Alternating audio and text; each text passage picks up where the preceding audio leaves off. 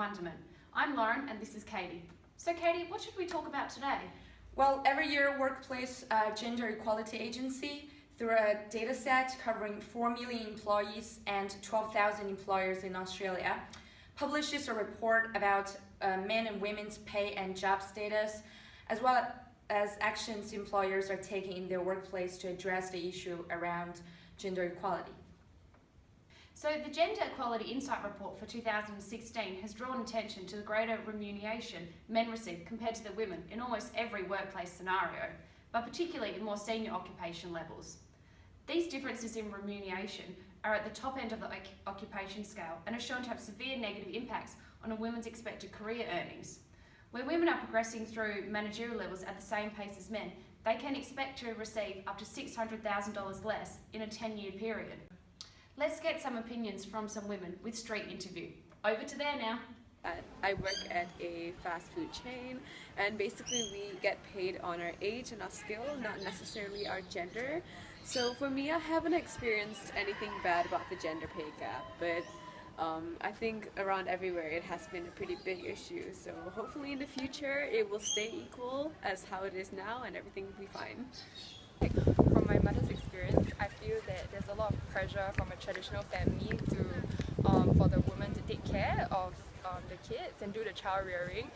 So a lot of workplace benefits for women and their child taking concerns would greatly help women who actually want to pursue their careers.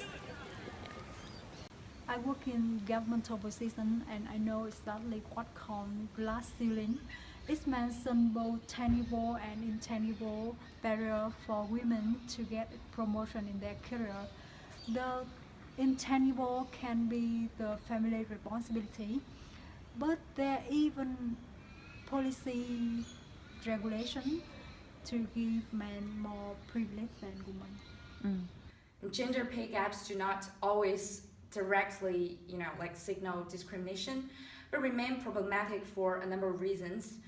They represent poor outcomes for women in terms of economic and personal freedoms, and lost human capital potential investment, and an impairment of economic growth for a nation looking to remain competitive on a global scale.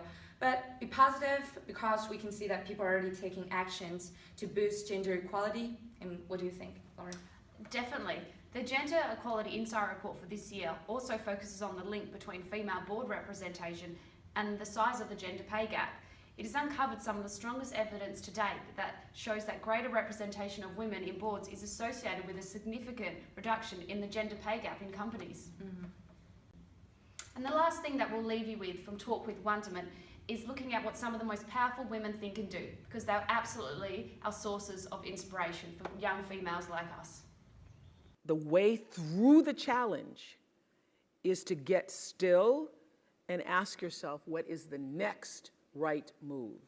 And not to be overwhelmed by it, because you know your life is bigger than that one moment. You know you're not defined by what somebody says is a failure for you, because failure is just there to point you in a different direction. And that's all the time I got right now. Yeah. I'm looking at the clock. Thank you. Woo! Whoa.